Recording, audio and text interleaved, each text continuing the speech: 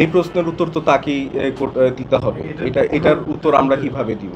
এখন বুলিং এর তো কোনো মাত্রা থাকতে পারে না, ওনারা তো বুলিং এর মাত্রা ছাড়িয়ে গেছেন। এটা তো সামাজিক যোগাযোগ মাধ্যমে উদ্যোক্তাদের যেই কমিটি আছেন, যারা হচ্ছে আমার সাথে যে সকল উদ্যোক্তারা কাজ করছেন, তারাও লজ্জার সম্মুখীন হচ্ছে যে নারী উদ্যোক্তাদের মুখ থেকে এই ধরনের ভাষা বা এই ধরনের পার্সোনালিটি বা এই ধরনের অঙ্গভঙ্গি তারা কখনো আশা করে না।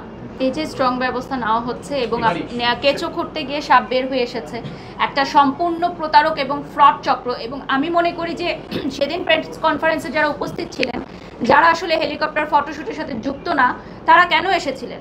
এটা আমার প্রশ্ন থাকবে সমগ্র বাংলাদেশের কাছে, জাতির কাছে, সাংবাদিক ভাই ও বোনেদের কাছে, যে পাশে যে দুজন ছিলেন তারা হেলিকপ্টার শুটিংয়ের দিন উপস্থিত ছিলেন না, হেলিকপ্টার ভাড়া করার সময়ও তারা কোনোই যুক্ত ছিলেন না, তাহলে কেন প্রেস কনফারেন্সে অভিযোগকারীকে কথা না বলতে দিয়ে তারা কথা বলেছেন? তার মানে আমরা কি এটা বুঝতে পারি যে এটা একটি প্রতারক চক্র এবং এটা আসলে গভীর ষড়যন্ত্র। এটা একটা গভীর ষড়যন্ত্র, এটা বোঝাই যাচ্ছে। একই মানুষ মানে বারবার বিভিন্ন ইস্যুতে একই জনের পিছনে লেগে আছে। এটা কি স্বাভাবিক মনে হয় আপনাদের কাছে? আপনারা এত টাইম নিলেন কেন? আইনি ব্যবস্থা আগে নিলেন না কেন? যেহেতু আপনাকে তো হেল্প প্রতিপন্ন করছে। এখানে দুইটা ব্যাপার আছে। প্রথম ব্যাপারটা হচ্ছে যে কোনো ইমিডিয়েট রিয়াকশন ভালো না।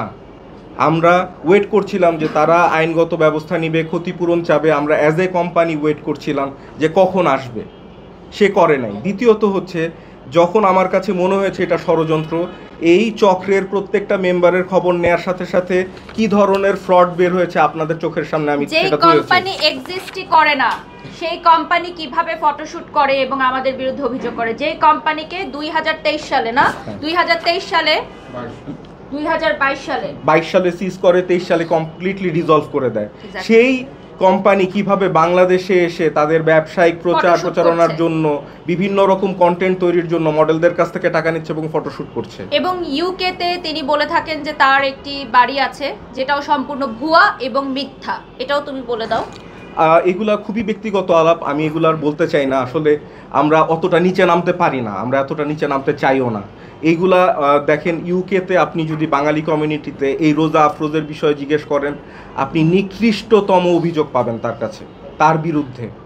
আমার কাছে অনেক স্ক্রিনশট আছে, আমি সেগুলো দেখাতে চাই না। উনি একজন নারী, আমি সেই সম্মানটুকু তার রাখতে চাই। কিন্তু এর পরবর্তীতে ওনারা যদি আমাদেরকে আবারও হেয় প্রতিপন্ন করার চেষ্টা করে, ওনাদের ব্যক্তিগত স্ক্রিনশট আমরা প্রকাশ করতে বাধ্য হব, যেগুলো অলরেডি আমাদের হাতে আছে। একজন নারীর সম্মানার্থে, আমি তার বৈবাহিক জীবনের সম্মানার্থে আমি সেগুলো প্রকাশ করছি না, আপনারা এখন বুঝে নেবেন।